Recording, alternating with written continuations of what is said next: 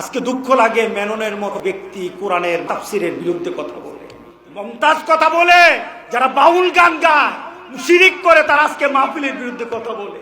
তবে রেখে দিও, এই কোরআনটা কিন্তু আল্লাহ জীবন্ত করবেন আখিরাতে। কোরআনকে কথা বলার ক্ষমতা দিবে। তুমি যদি কোরআনের সাথে না থাকতে পারো, মনে রেখে দিও, আখিরাত কিন্তু তোমার ভালো হবে না, ভালো হবে না। ইসলামিক লাইফ, জীবন গড়ুন কোরআন সুন্নাহর আলোকে। আজকের মাহফিল হয়তো অনেক বড় হতো, আপনারা অনেক উপকৃত হতেন, এই সমাজ উপকৃত হতো, ঘুণে ধরা সমাজ পরিবর্তন হতো, চরিত্রহীন যুবকগুলি আবার রাসূলের দরবারে চলে আসতো, চরিত্রহীন যুবকগুলি আবার মসজিদে যেত, যেই যুবকগুলি মা বাবাকে মানত না, মা বাবার সেবা করত না, ওই যুবকগুলি মা বাবার পাগুলি টিপে দিত। যে যুবকগুলি মুরব্বীদেরকে শ্রদ্ধা করত না, ওই যুবকগুলি প্রস্তুত হয়েছিল এখন এই সমাজের মুরব্বীদেরকে আমরা সম্মান জানাবো আর তাদের স্নেহ নিয়ে দুনিয়াতে বেঁচে থাকবো। পরিবেশ হয়ে আসছিল, তবে এটা বিশ্বাস পরিবর্তন হবে না, চলতেই থাকবে ইনশাআল্লাহ। কে বলেন আমরা চালিয়ে দেব না থামিয়ে দেব? জোরে বলেন, চালিয়ে দেব না থামিয়ে দেব? চালিয়ে দেব ইনশাআল্লাহ। আল্লাহ আমাদেরকে কবুল করে নেবেন। আমরা তো আমাদের জন্য কিছু করি না। কুনমাল খালেক বেলা মখলুক। তুমি যখন কিছু করতে যাও, তোমার পিছনে যেন একটা চিন্তা থাকে, আমি আমার কাজটাকে করব আমার মাবুদের জন্য, গোটা পৃথিবীর কারো জন্য না। মানুষের সন্তুষ্টি নয়, মানুষের সাথে হিংসা বিদ্বেষ নয়, মানুষের সাথে সম্পর্ক বৃদ্ধি আমার উদ্দেশ্য তা নয়, বরঞ্চ মানুষের সাথে আমি সম্পর্ক করব আমার আল্লাহকে পাওয়ার জন্য। আমি আমার মাবুদকে চাই, আমি আমার মাবুদের ভালোবাসা চাই, আমি আমার মাবুদের ভালোবাসা নিয়ে মরতে চাই, আমি আমার মাবুদের মাগফিরাত নিয়ে আমি জান্নাতে উঠতে চাই। এটা আমার টার্গেট। কোন মাল মখলুক, কোন মাল খালেক বেলা মখলুক, কোন মাল মখলুকে বেলা নফস। যখন তুমি মানবের জন্য কিছু করবা, মানবতার জন্য তোমার হাত যখন সামনের দিকে অগ্রসর হবে, কোন মানুষের জন্য তুমি যখন অগ্রসর হবা, ভিতরে তোমার কোনো চাহিদা থাকবে না, মনে মনে চিন্তা করবা আমি মানবতার সেবা করছি। কে বলেন আমি নিজের চাহিদা রাখবো না, আমি নিজের কোনো ইচ্ছা রাখবো না। এই মাহফিল কোনো ব্যক্তির মাহফিল নয়, এই মাহফিল কোনো ব্যক্তির জন্য নয়, এই মাহফিল কোনো ব্যক্তিকে উঁচুতে আর নিচুতে নামানোর জন্য নয়, এই মাহফিল আল্লাহর জন্য। ঠিক কিনা? আমরা হতে পারবো কিনা বলেন?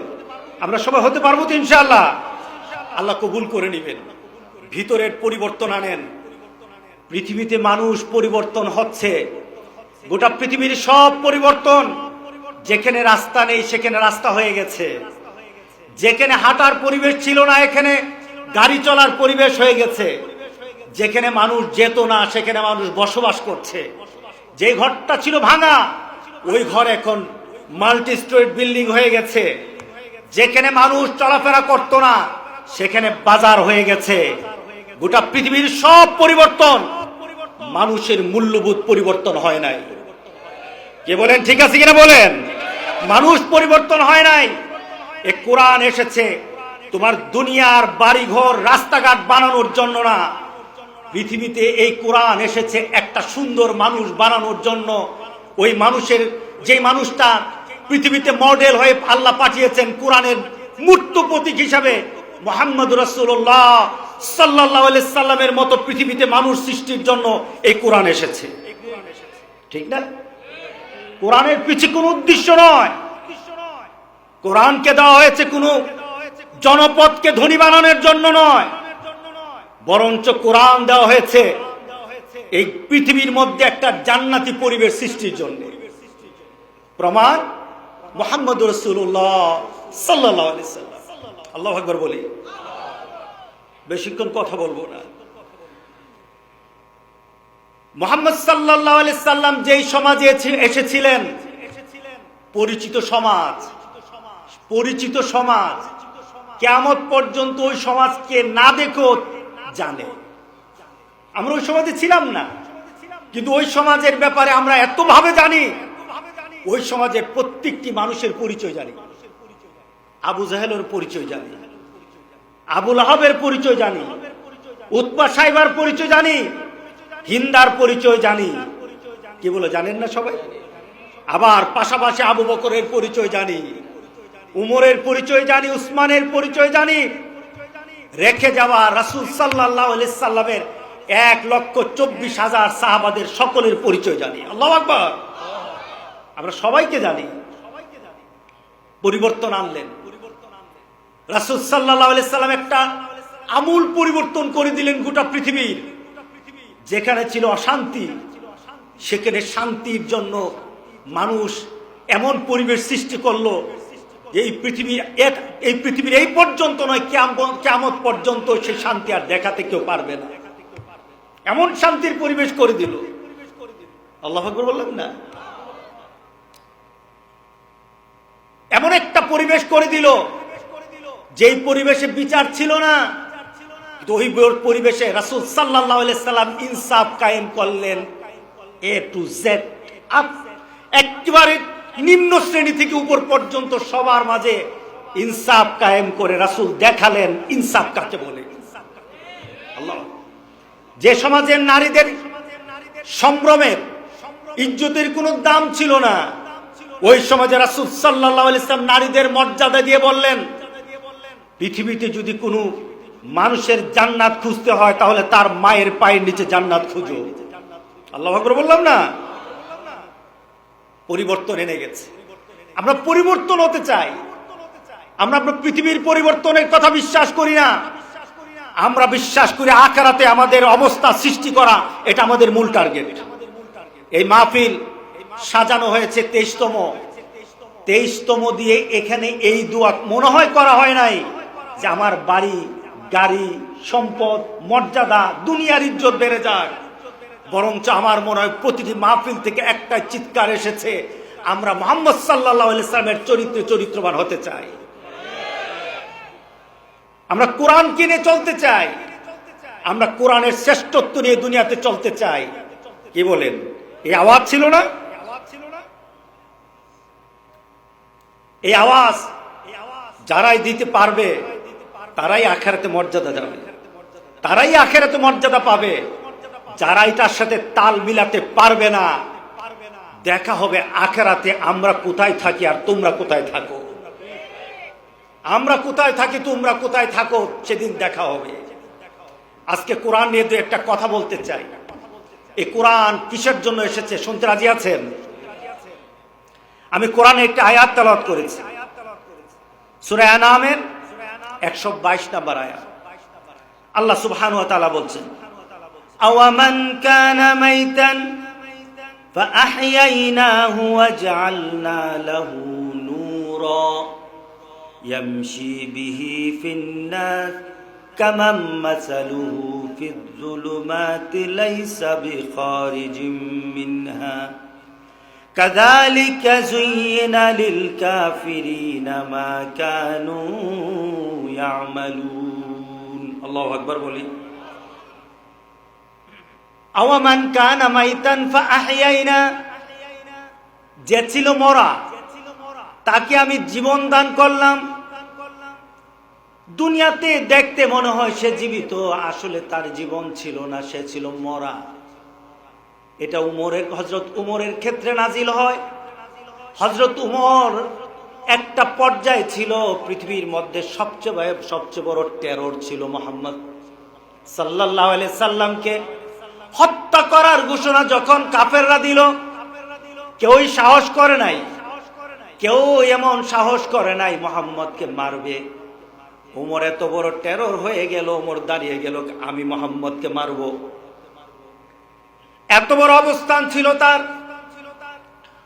যাদের সাথে দিন নেই, কোরআন নেই, ইসলাম নেই, এই আয়াতের মাধ্যমে বলা হলো সে ছিল মরা। উমর ছিল মরা, আসলে কিন্তু মরা না, জীবিত। তার সাথে কি ছিল না বলেন তো দেখি? কোরআন ছিল না। কোরআন না থাকার কারণে আল্লাহ বলতেছেন উমর হলো মরা।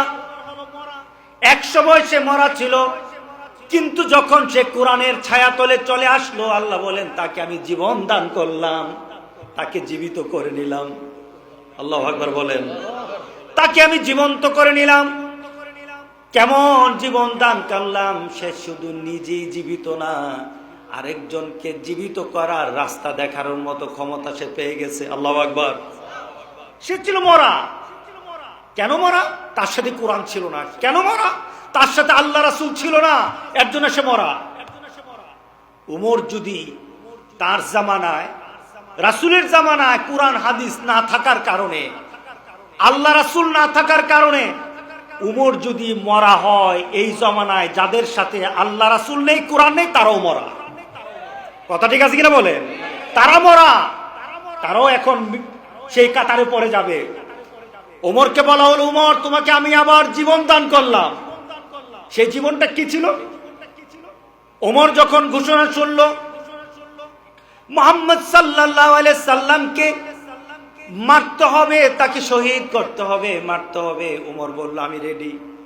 ওমর যখন রওনা দিল রাসূল সাল্লাল্লাহু আলাইহি সাল্লামকে মারবে, রাসূলের দরবারে ওমর এসে বলে, মুহাম্মদ সাল্লাল্লাহু আলাইহি সাল্লাম, আমি রওনা দিয়েছিলাম আপনাকে মারার জন্য, কিন্তু পরিবর্তন হয়ে গেলাম, আমি ঈমান এনে নিলাম, আমি ঘোষণা দিয়ে আসলাম আমি ঈমান আনবো, আমি আপনার দরবারে চলে এসেছি, আপনাকে কি হত্যা করব, পরিবর্তন হয়ে এসেছি।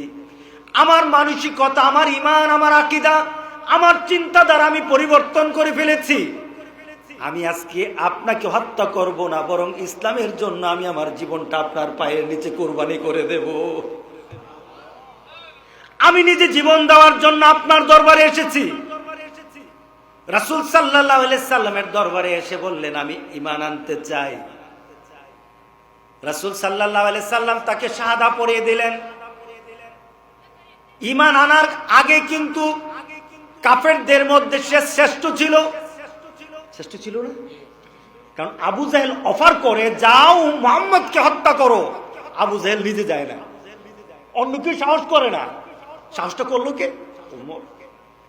আবার ইসলাম গ্রহণ করার পর রাসূল সাল্লাল্লাহু আলাইহি সাল্লামের দরবারে গিয়ে যখন উমর ঈমান আনলো, কালেমা পড়লো, কালেমা পড়ার সাথে সাথে উমর বলল, মুহাম্মদ সাল্লাল্লাহু আলাইহি সাল্লাম, আমি আর বসে থাকতে রাজি নই, আমি এখন ওপেন কিছু ঘোষণা দিতে চাই, আমি সরাসরি কিছু কথা বলতে চাই, আমি আমার ঈমানটা সরাসরি বলতে চাই। রাসূল বারণ করলেন, না করলেন, যেও না, যেও না।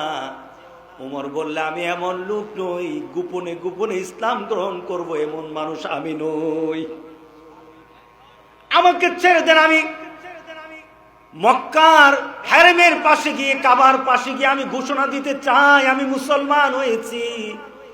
আমার ভিতরে এমন সাহস আছে, আমি সেখানে গিয়ে ঘোষণা দেব। রাসূল সাল্লাল্লাহু আলাইহি সাল্লাম আর বারণ করলেন না, নিষেধ করলেন না।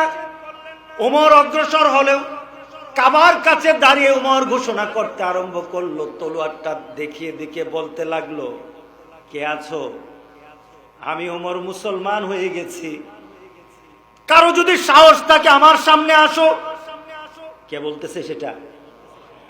কারণ ওমর তো এখন জীবিত। আল্লাহু আকবার বলি। ওমর তো এখন জীবিত।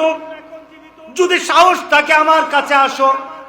যদি তোমার মাকে যদি কুলহারা করতে চাও, স্ত্রীকে যদি বিধবা করতে চাও, আর বাচ্চাগুলিকে যদি এতিম করতে চাও, আসো, আজকে আমার সামনে আছো, আমি ইসলাম গ্রহণ করেছি, প্রতিশোধ নেব। কেউ যদি পারো আমার এই প্রতিবাদে ঈমানের প্রতিবাদ করার জন্য সাহস থাকলে আসো। আরবের কেউ সাহস পায় নাই, আরবের কেউ দাঁড়াতে পারে নাই। তার পেছনে কারণটা হলো একটাই, উমরের আগে ঈমানের মধ্যে মৃত ছিল, ঈমানের দিক থেকে সে মরা ছিল। যখন ঈমান আনলো সে জীবিত হয়ে গেল।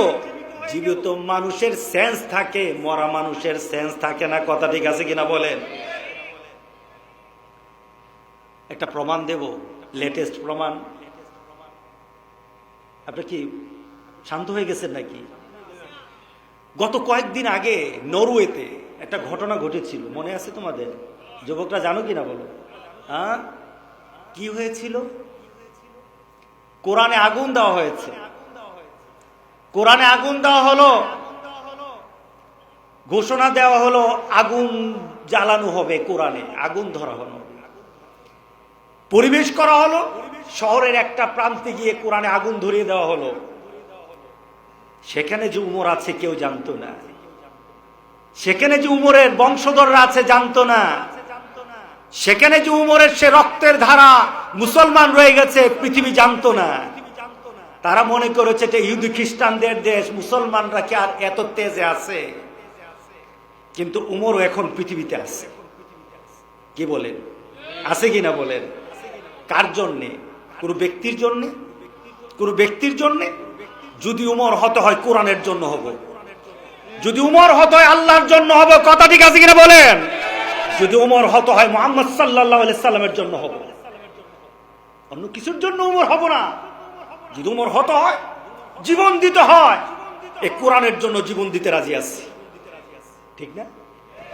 নরওয়ের সেই যুবকটা দেখলো কোরআনে আগুন ধরিয়ে দেওয়া হয়েছে। যুবক, তোমাদেরকে বলি, দেখো তোমার মতো যুবক, সেটা তোমার মতো যুবক, সে দাঁড়িয়ে দাঁড়িয়ে দেখছে কোরআনে আগুন ধরে দেওয়া হলো। আচ্ছা বলেন তো দেখি, একটা লোক নামাজ পড়ে, নামাজ পড়ে না, সুদ খায়, ঘুষ খায়, মদ খায়, জেনা করে, বিভিন্ন অপকর্ম করে, মানুষের অনিষ্টতা করে, খারাপি করে। একটা লোক সব পর্যায়ে আছে, নামাজিও, বেনামাজিও, সুদখোরো, ঘুষখোরো, মদখোরো, কিন্তু কেউ কি মেনে নিবে কোরআনের গায়ে আগুন? বলেন, আমার সমাজে কেউ মেনে নিবে? আমাদের সমাজে যতগুলি মানুষ ভালো আছে তারাও যেমন মেনে নিবে না, খারাপগুলো মানবে না, হুঙ্কার দিয়ে বলবে কোরআনের গায়ে টুকা দিতে দেব না। কথা ঠিক আছে কিনা বলে? কোরআনের গায়ে টুকা দিতে দেব না, হুঙ্কার দিয়ে দাঁড়াবে। সেই ছেলেটা একটু দাঁড়িয়ে দেখলো কোরআনে আগুন ধরিয়ে দেওয়া হয়েছে, সহ্য করতে পারলো না। পুলিশের ব্যারিকেড, সকল ধরনের যে ব্যারিকেড ছিল, ব্যারিকেড টপকিয়ে যে কোরআন লাগিয়েছে, কোরআনে আগুন লাগিয়েছে, তার থেকে কোরআনকে হেফাজত করলো, ঠিক না? দেখো নাই যুবক, তোমরা দেখো নাই? তুমি দেখে কি চিন্তা করেছো? তোমার মধ্যে কি চেতনা এসেছে? আমার মধ্যে এই চেতনা এসেছে, এই কোরআনকে পৃথিবী থেকে কেউ নিশ্চিহ্ন করতে পারবে না। এই কোরআন পৃথিবীতে প্রতিষ্ঠিত হবেই হবে। কোরআন প্রত্যেকটি ঘরে ঘরে ঢুকে যাবে, কেউ রুখতে পারবে না, ইনশাআল্লাহ। ইনশাআল্লাহ, কথা ঠিক আছে কিনা বলেন? কোরআন ইনশাআল্লাহ ঢুকবে। অপেক্ষায় আছি আমরা, শুধু অপেক্ষায় আছি যারা কোরআনকে একটু একটু মনে করো, থাক থাক থাক থাক, একটু একটু তালি দিয়ে রাখতে চাও। তোমরা দেখো নাই, মরিস বুকাইলি এ কোরআনকে চেয়েছিল ভুল ধরার জন্য। কোরআনকে ভুল ধরে সমাজের মানুষের কাছে এই কোরআনের গ্রহণীয়তার ক্ষেত্রে প্রশ্ন তুলবে। কোরআনকে মানুষের কাছে ভালো কিতাব হিসাবে উঠাবে না, প্রমাণ করতে চেয়েছিল মরিস বুকাইলি। যখন কোরআন খুললো, কোরআনের গায়ে লাল কালি দিতে পারে নাই, নিজের শরীরে লাল কালি চলে আসছে, নিজেরই চিন্তা চেতনার মধ্যে লাল কালি চলে আসছে। সে পারে নাই, এই কোরআনের গায়ে টাচ করতে পারে নাই, নিজের জীবনের প্রত্যেকটি রন্ধ্রে রন্ধ্রে লাল কালি পড়ে গেছে। সাথে সাথে চিৎকার দিয়ে বলল, এই কোরআনের কাছে না গিয়ে পারলাম না, কোরআনের সাথে না মিলে পারলাম না, কোরআনের নীতি না মেনে পারলাম না। সাথে সাথে সে মুসলমান হয়ে গেছে। আল্লাহু আকবার বলি। তুমি আসবা না? মুসলমানের ঘরে জন্ম নিয়ে কোরআনের কাছে আসবা না? তুমি ইউরোপ, আমেরিকা, বিধর্মী দেশগুলি সার্চ করে দেখো, বিধর্মী দেশগুলি সার্চ করে দেখো, জন্মগত মুসলমান দিন দিন দিনহীন হচ্ছে, জন্মগত মুসলমান দিন দিন কোরআন বিরোধী হচ্ছে, জন্মগত মুসলমান দিন দিন কোরআন এবং হাদিসের বিরুদ্ধে চলে যাচ্ছে। আর গোটা পৃথিবীর কাফেররা এখন কোরআনের ছায়াতলে আশ্রয় নিতেছে। আল্লাহু আকবার বলি। বেশি কথা বলা দরকার নাই। বুঝ যদি হয়, ওই উমরের একটু বুঝি চলবে, উমর এত ওয়াজ শুনে নাই, কিন্তু ইসলামের শ্রেষ্ঠতম বান্দা হয়ে গেছে। ঠিক না? বেশি কথা লাগে না। আজকে আমাদের মধ্যে বেশি কথা হচ্ছে, এর জন্য কার কথা ধরি আর কার কথা সারি পড়ছে তোমরা বিপদে। ঠিক না? একজনে বলে হুজুর ফতোয়া দেন, এখন এত যে ফতোয়া আপনারা দেন, কার ফতোয়া নেমু কার ফতোয়া সারু। তা আমি বললাম ফতোয়া তো আপনাকে আমাদেরটা নিতে বলে নাই, ফতোয়া তো লিখিত, যে যেটা দিছি সেটা লিখিত আছে। কি বলেন হুজুর? আমি দিলে লিখিত, উনি দিলে লিখিত, তুমি লিখাটা পড়ো, লিখার সাথে আমার কথার মিল আছে কিনা। আমাকে প্রমাণ করা দরকার নাই, আমাকে প্রমাণ নেওয়া দরকার নাই, প্রমাণ তো আমার ইসলামে আছে। ইসলাম কোনো আবেগে চলে না, বংশ পরিচয় চলে না, ইসলাম কখনো কারোর নামে চলে না, ইসলাম কোনো বাপদাদার পরিচয় চলে না, ইসলাম দলিলে চলে, দলিলের নাম আল কোরআন আর আল হাদিস। কথা ঠিক আছে কিনা বলো? দলিল দাও। বলা যাবে না? কি বলেন হুজুর? বলা যাবে না? দলিল দাও, তোমার কথার পিছনে দলিল দাও, দলিল দাও, তখন দেখা যাবে কোথায় আসো না আসো। ঝগড়া আর হবে না। আর ঝগড়া যারা করতে চায় তাদের কাছে দলিল নাই, এর জন্য ঝগড়া করতে চায়। ঠিক না? দলিল নাই বলে ঝগড়া করতে চায়। মনে রেখে দিয়েন, এ কোরআন যতদিন পৃথিবীতে থাকবে, ইসলামের আলো ততদিন পৃথিবীতে আলোকিত করতে থাকবে। ঠিক না? একটা গজব পড়ছে, নাম কি? সবাই তো মুখস্থ। হ্যাঁ, করুণারে সব মুখস্থ করে ফেলছে। করুণা নিয়ে আসে নাই, বিপদ নিয়ে আসছে। করুণা নিয়ে আসে নাই, বিপদ নিয়ে আসছে। কেন এসেছে? চীনের দিকে তাকিয়ে দেখো, চীন আমাদের মুসলমানদের সাথে কি আচরণ করছে। আমাদের মুসলমানদের সাথে কি আচরণ চীন করছে গিয়ে দেখো। কথা বলতে দেয় না, গোটা পৃথিবীর কে কথা বলবে সে সুযোগও দেয় না, সে সুযোগও দিচ্ছে না। আল্লাহ বলেন কাউকে সুযোগ দিবা না, তোমাকে আমি এক ঘরে করে ছাড়বো। করছে কিনা বলে? হ্যাঁ, এক ঘরে হয়ে গেছে চীন। 70% তাদের অর্থনৈতিক ফল করেছে, 70% অর্থনৈতিক ফল করে ফেলেছে। আর কত? আর কত? এই কোরআনের সাথে যারা টক্কর দিবে, ইসলামের সাথে যারা টক্কর দিবে, তারা ফল করবেই করবে, তাদের ক্ষতি হবে হবে। আর কোরআনের সাথে যারা থাকবে তাদেরকে আল্লাহ উঠাবেন উঠাবেন। আল্লাহু আকবার বলি। वो जमाना में मुअज़्ज़ज़ थी मुसलमान होकर और तुम खार बने हो तारे के कुरआ होकर। ওই জামানার মানুষগুলি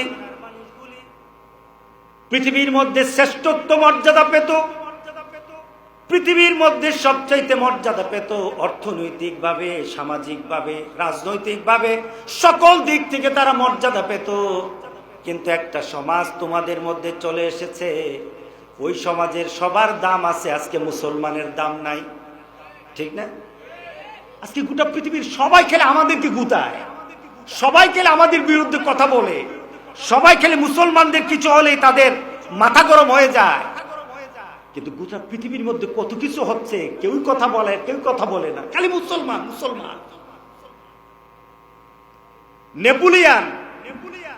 নেপোলিয়ান একবার বলেছিল, আমার ইচ্ছা করে গোটা পৃথিবীকে আমি দখল করে নেই, গোটা পৃথিবী দখল করে নিয়ে পৃথিবীর প্রান্তরে প্রান্তরে আমি আমার বিভিন্ন ব্যক্তিকে বসিয়ে দেই, আর ওই ব্যক্তিগুলির হাতে কোরআন দিয়ে দেই, তাদেরকে কোরআন দিয়ে বলতে থাকি চালাইতে থাকো, এই কোরআন দিয়ে চালাইতে থাকো। যদি এই কোরআন দিয়ে পৃথিবী চালাও, এই পৃথিবী কোনোদিন উচ্ছৃঙ্খলার বিশৃঙ্খলার মধ্যে পড়বে না। আল্লাহু আকবার। কে বলেছে? হ্যাঁ, নেপোলিয়ান বলেছিল। জর্জ বার্নার্ড শো অস্ট্রেলিয়া একটা মিটিং এ ইসলামের প্রচার প্রসার করছে, ইসলামের কথা বলতেছে। সিঙ্গাপুরে তাকে ধরা হলো, তাকে ধরা বলা হলো, ব্যাপারটা কি, তুমি কোরআনের পক্ষে কথা বললা, মুহাম্মদের পক্ষে কথা বললা, তোমার ব্যাপারটা কি? তুমি খ্রিস্টানের পক্ষে কথা বললা না, অন্য কোন নীতির পক্ষে কথা বললা না। তখন জর্জ বার্নার্ড শো বলেছিল, আমি কোরআন পড়ে দেখেছি, হাদিস পড়ে দেখেছি, এই পৃথিবীতে যদি শান্তি আনতে হয় একটাই একটাই গ্রন্থ, আল কোরআন আর আল হাদিস, এছাড়া না। আর যখন মুসলমানের সাথে চলেছি, যখন মুসলমানের সাথে কথাবার্তা বলেছি, মুসলমানের সাথে যখন আমি বিভিন্ন বিষয়ে লেনদেন করেছি, আমি পৃথিবীর মধ্যে সবচেয়ে নিকৃষ্ট একটা জাতি পেয়েছি মুসলমান। কথা ঠিক আছে কিনা বলেন? আজকে পৃথিবীর মধ্যে গিয়ে দেখেন সুর বলতে কারা আছে? হ্যাঁ, আপনি গিয়ে দেখেন ইউরোপ আমেরিকা, আপনি গিয়ে দেখেন সমাজের সমাজপতি যারা আছে তারা চুরি জানে না, সেবা জানে, ঠিক না? আপনাদের দেশে তো ইউরোপে লোক বেশি থাকে, প্রশ্ন করে গিয়ে দেখেন এরা চুরি জানে না, সেবা জানে। আমাদের সমাজে সেবা নাই, ওইটা আছে, ঠিক না? চরিত্র বলতে মানুষকে ধোঁকা দেওয়া হলো আমাদের সমাজের মধ্যে সবচেয়ে ক্রেডিটের কাজ। যে যত বেশি ধোঁকা দিতে পারে সে তত বড় কি শক্তিশালী, মর্যাদা, তার দাম আছে। যে অন্যকে ধোঁকা দিতে পারে, অন্যের জমি মারতে পারে, সে হলো মর্যাদা। যে নীরব অন্যের জমি মারে না, তার কোনো দাম নাই। কথা ঠিক আছে কিনা বলে? সমাজ আজ পরিবর্তন। ইসলাম যেটা বলেছে করো, এটা আমরা ছাড়ি, আর ইসলাম যেটা বলেছে করা যাবে না, মুসলমান বলে এটা আমরা ছাড়তে পারি না। পৃথিবী কিয়ামত হয়ে যাবে, শান্তি আসবে না, শান্তি আসবে না। সুতরাং আজকের মাহফিল থেকে আমরা একটা ঘোষণা দেব, চলুন আমরা কোরআনের সাথে থাকব। রাজি আছি সবাই? এখানে সবার চোখ আছে কিনা? একটু চোখে হাত দিয়ে দেখেন তো, চোখ আছে কিনা দেখেন না, চোখ আছে কিনা বলেন না। দইরা বলছেন না, না দইরা বলছেন? হ্যাঁ, আপনার চোখ। উমর কি ছিল ইমানের আগে? মরা। বলেন উমর কি ছিল? মরা। এখন ইমান আনার পর কি হয়েছে? উমর কিন্তু আখেরাতে আরেকটা অবস্থা হবে। এই পৃথিবীতে যাদের সাথে কোরআন আছে তারা আখেরাতে হবে চক্ষুষ্মান। আখেরাতে তারা, তাদের চোখ থাকবে, তারা দেখতে পারবে। আর পৃথিবীতে যাদের সাথে কোরআন নাই তারা হবে অন্ধ। তারা কি হবে বলে? আপনি কি বলবেন? হুজুর আমার তো চোখ আল্লাহ দিছে, এই চোখ কোথ থাকবে? আপনি মরার সময় চোখ থাকবে, কিন্তু মৃত্যুর পর আল্লাহ বলেন আমার কোরআনের আলো যার সাথে নাই, আখিরাত সে দেখতে পারবে না। মান আরাদা আন যিকরি ফাইন্না লাহু মাঈশাতান দানকা ওয়া নাহশুরুহু ইয়াওমাল কিয়ামাতি আ'মা ক্বালা রাব্বি লিমা হাশারতানি আ'মা ওয়া কাদ কুনতু বাসীরা।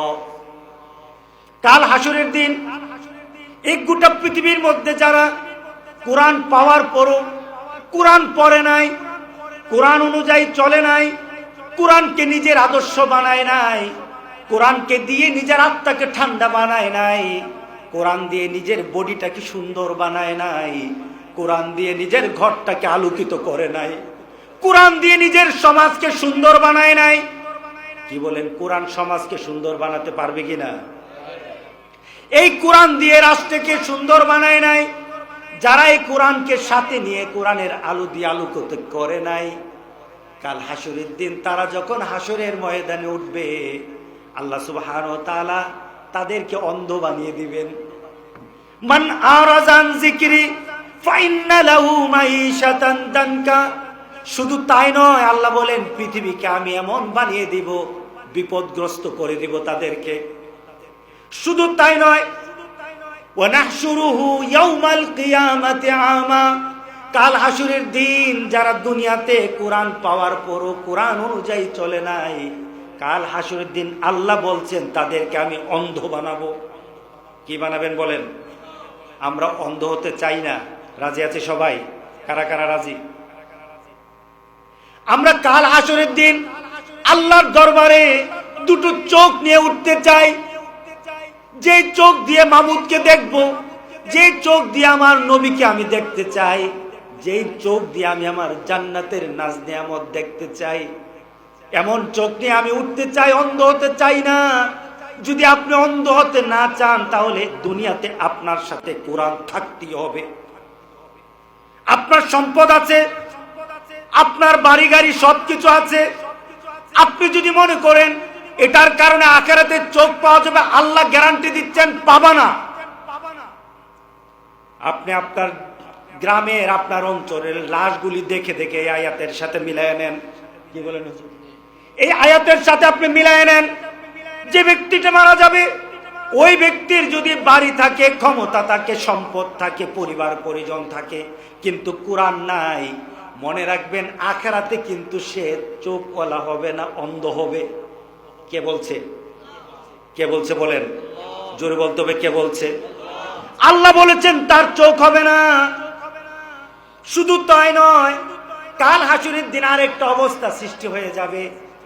দুনিয়াতে কোরআনওয়ালার সাথে কোরআনহীন যারা হবে, আমাদের সমাজের এক ব্যক্তি কোরআন মানে, এক ব্যক্তি কোরআন পড়ে, এক ব্যক্তি কোরআন অনুযায়ী চলে, এমন ব্যক্তি যখন আখিরাতে উঠবে, আরেক ব্যক্তি কোরআন মানে না, কোরআন পড়ে না, কোরআনের নীতিতে চলে না, সে উঠবে।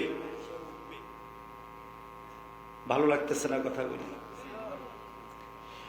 সেও আখিরাতে উঠবে। এবার আখিরাতে উঠার পর দুজনের দেখা হয়ে যাবে, কোরআনওয়ালা কোরআনহীন দুজনের সামনাসামনি হয়ে যাবে। এবার পরিচয় হয়ে যাওয়ার পর, ভাই তুমি না এই, কাহা আমি এই, আমার নাম এই, তোমার নাম কি, আমার নাম এই, ভাই তোমার অবস্থা কি? আমি আরামে আছি। কেমন আরামে আছো? আমি জান্নাতে আছি। আল্লাহু আকবার। ইয়াউমা ইয়াকুলুল মুনাফিকুনা ওয়াল মুনাফিকাত। আর যারা দুনিয়াতে কোরআন পেয়েও কোরআনের কাছে যায় নাই, কোরআন অনুযায়ী চলে নাই, কোরআনের মাহফিলকে ভালোবাসে নাই, এমন ব্যক্তি আল্লাহ বলেছেন তারা হলো মুনাফিক। তাদেরকে কাল হাসুরের দিন উঠানো হবে। তারা বলবে, ইয়াউমা ইয়াকুলুল মুনাফিকুনা ওয়াল মুনাফিকাত লিল্লাযীনা আমানু নজুরুনা নাকতাবিস মিন নূরিকুম। আমার চোখে আলো নাই, একটু আলো দে। দুনিয়াতে যার সাথে কোরআন ছিল তার কাছে ভিক্ষা চাইবে। আল্লাহু আকবার বললেন না? কার কাছে ভিক্ষা চাইবে? যারা মাহফিল করে, যারা তাফসিরুল কোরআন মাহফিল করে। আজকে দুঃখ লাগে, আজকে দুঃখ লাগে মেননের মতো ব্যক্তি কোরআনের তাফসিরের বিরুদ্ধে কথা বলে, মমতাজ কথা বলে, আজকে এরা সেরা কথা বলে, যারা বাউল গান গায়, শিরিক করে, তারা আজকে মাহফিলের বিরুদ্ধে কথা বলে। আমরা মুসলমান শুনি, তবে রেখে দিও, এই কোরআনটা কিন্তু আল্লাহ জীবন্ত করবেন আখিরাতে। কোরআনকে কথা বলার ক্ষমতা দিবে। তুমি যদি কোরআনের সাথে না থাকতে পারো, মনে রেখে দিও আখিরাত কিন্তু তোমার ভালো হবে না, ভালো হবে না। তোমার সাথে আমার দেখা হয়ে যাবে, তুমি আমার কাছে নূর চাইবা, তুমি সেদিন অন্ধ হবা, আর আমার চোখ থাকবে, আমার কাছে আলো থাকবে। আল্লাহু আকবার বলে, আমার সাথে আলো থাকবে। এই আলোর নাম কি? কোরআনের আলো। জোরে বলেন, কি আলো? মিছিল বলে না, আল কোরআনের আলো, আল কোরআনের আলো।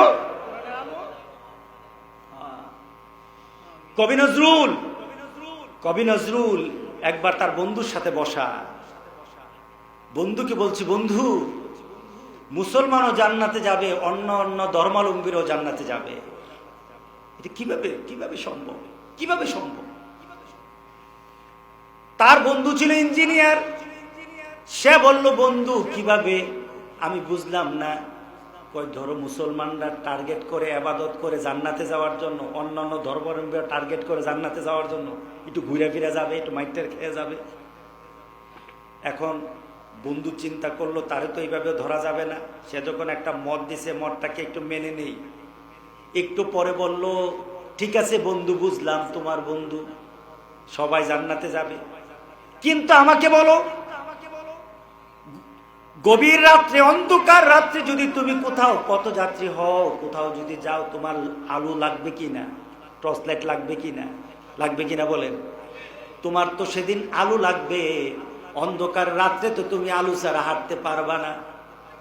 বন্ধু তুমি কি জানো, গোটা পৃথিবীর সকল ধর্মাবলম্বী যারা আছে তাদের কাছে আলো নাই, আলো নাই, আলো নাই। শুধু মুসলমানের কাছে একটা গ্রন্থ আছে, একটা টর্চ লাইট আছে। এই টর্চ লাইটের নাম হলো কোরআন। সুবহানাল্লাহ বললেন না? এই কোরআনের আলো যার সাথে আছে, সেই পথ দেখে দেখে জান্নাতে যেতে পারবে।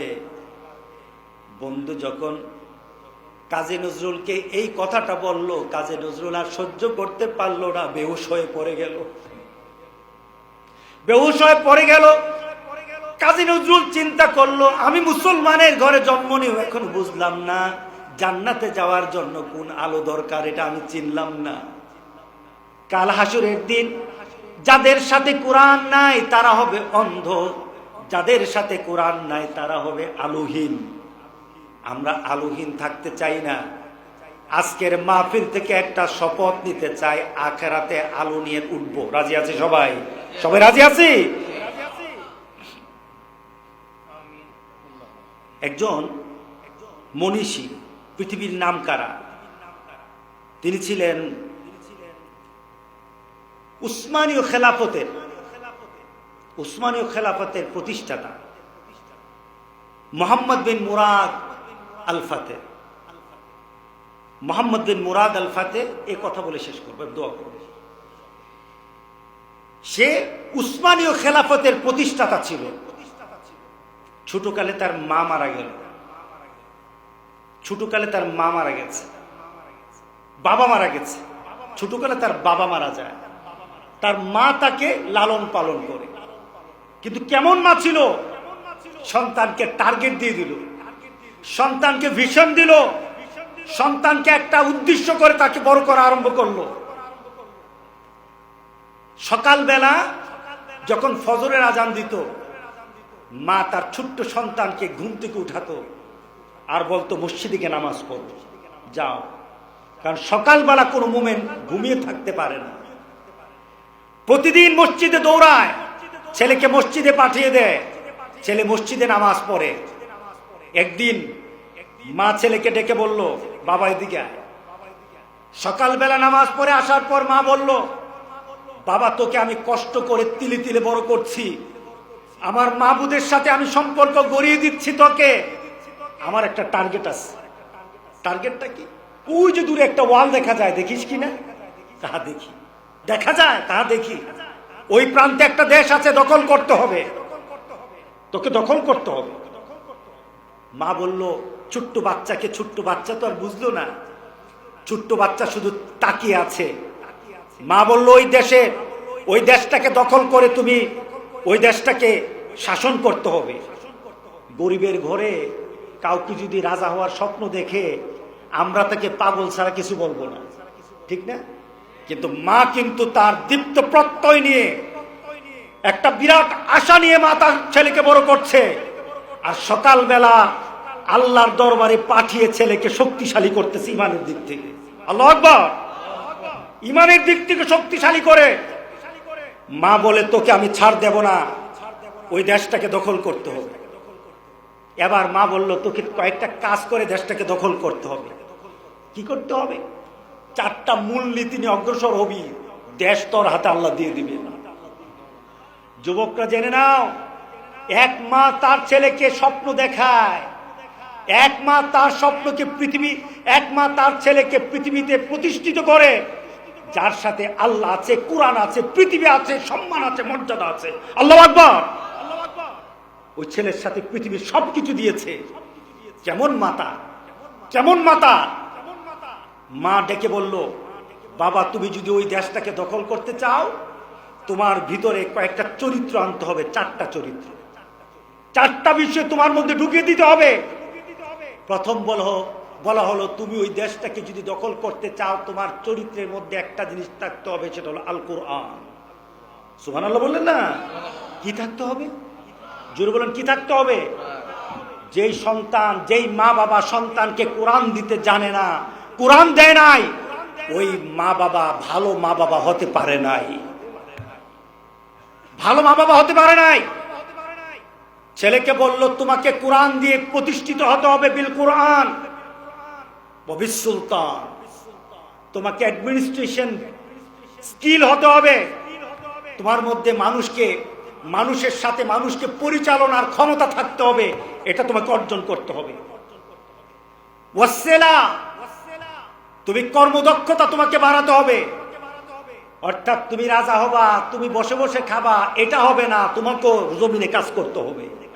ওয়াসসালা, আমার কথা বুঝতেছেন? আল কোরআন, এরপরে কি সুলতান, অ্যাডমিনিস্ট্রেশন, এরপরে কি skill of work, skill of work, কাজের দক্ষতা থাকতে হবে। এরপরে বলেছেন হুব্বুন নাস, চতুর্থ তোমার ভিতরে যে জিনিসটা থাকতে হবে, মানুষের প্রতি ভালোবাসা থাকতে হবে। লাভ ফর হিউম্যান বিং, মানবতার জন্য ভালোবাসা থাকতে হবে। তোমার কাছে হিন্দু, খ্রিস্টান, বৌদ্ধ, যে কোনো ধর্মের লোক আসুক, মানবতার বিরাট বড় উদারতা মন নিয়ে তুমি তার দিকে অগ্রসর হবা।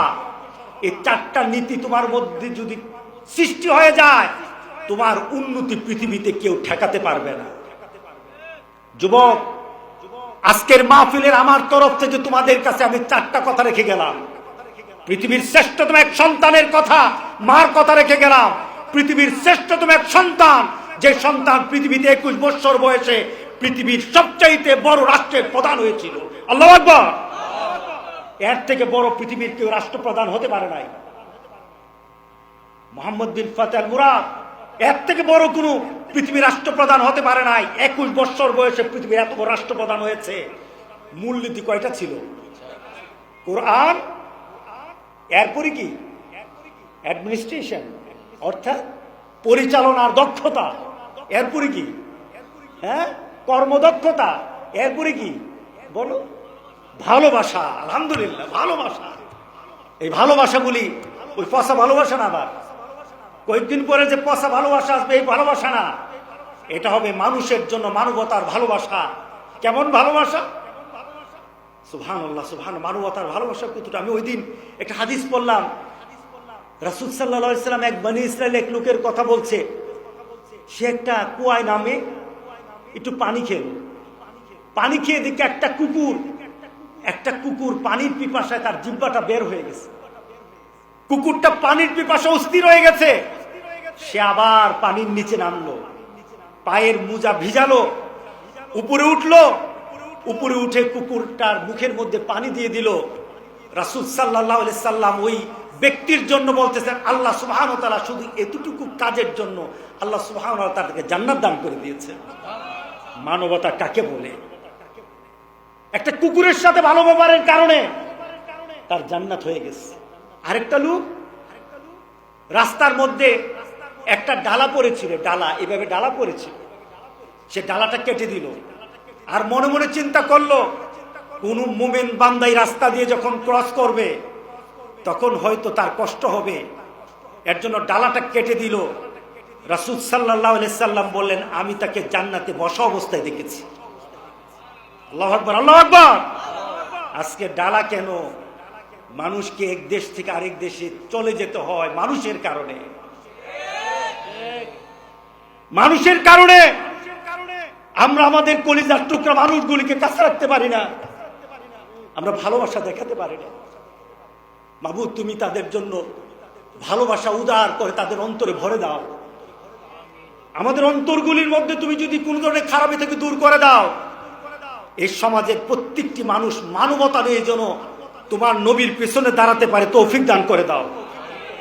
আমরা দোয়া করি মাহফিলটার জন্য। বেদনা, এই বেদনা বড় বেদনা নয়, কোরআনের কাছে না থাকার কারণে বেদনা বড় বেদনা হবে। আল্লাহ আমাদের সবাইকে কবুল করুক, আল্লাহ আমাদের সবাইকে কবুল করুক, এই মাহফিলকে কবুল করুক। এই মাহফিলকে আল্লাহ সুবহানাহু ওয়া তাআলা যেন কিয়ামত পর্যন্ত জারি রাখে। ছোট মাহফিল হবে না, বড় মাহফিল হতে হবে ইনশাআল্লাহ। বলি এই মাহফিলটা যেন একটা চূড়ান্ত পর্যায়ে থাকে, আগামী বছর আল্লাহ যেন কবুল করে নেয়। আমিন বলি। আমার মামা এসেছে, চিনেন তো আপনারা? হ্যাঁ, চিনেন। ইনশাআল্লাহ বড়লেখা মাহফিল হবে, উনি বলে গেছেন বড়লেখা মাহফিল হবে ইনশাআল্লাহ। আপনাদের এখানে মাহফিল হবে ইনশাআল্লাহ। আল্লাহ কবুল করুক। আমি আমার আলোচনা শেষ করছি। আমি যতটুকু কথা বলেছি, আমি আজকে কোরআন নিয়ে চিন্তা করেছি, একটু আপনাদেরকে টাচ করলাম। এই কোরআনটাকে একটু দিতে চাইলাম, যদি কারো ভালো লাগে আগামীকাল সকালবেলা যেন এই কোরআনের কাছে আপনি নতুন করে হাত পেতে কোরআনের কাছে চলে আসেন। আপনাকে যেন আল্লাহ তৌফিক দান করে দেয়। আমিন বলি। রাজি আছি সবাই? রাজি আছি সবাই? আল্লাহ যেন কবুল করে নেয়, আল্লাহ যেন আপনাদেরকে সম্মানিত করে মর্যাদা করে। যারা দাওয়াত দিয়েছেন ধন্যবাদ জানাই। আমি এখানে আসার জন্য যারা সুযোগ করে দিয়েছেন, বিশেষ করে এই মামা আমাকে বলেছে। এখন চিন্তা করলাম যে আমার অত্যন্ত আদরের, অত্যন্ত স্নেহের ওদের কোনো একটা বিষয় যদি আমি না যাই তাহলে আমাকে মানায় না। আমি আমার কাজগুলি ছেড়ে চলে এসেছি। তবে আমি ধন্য, যুবকগুলিকে দেখে ধন্য। আমি যুবকগুলি থেকে আশান্বিত, একদিন আমরা থাকবো না, এই যুবকগুলি যে আমাদের জন্য দোয়া করবে আমার বিশ্বাস হয়েছে। আমরা দোয়া পাবো। দোয়া করি যুবকদের জন্য, তাদেরকে যেন আল্লাহ সুবহানাহু ওয়া তাআলা কোরআনের খাদেম বানিয়ে দেয়।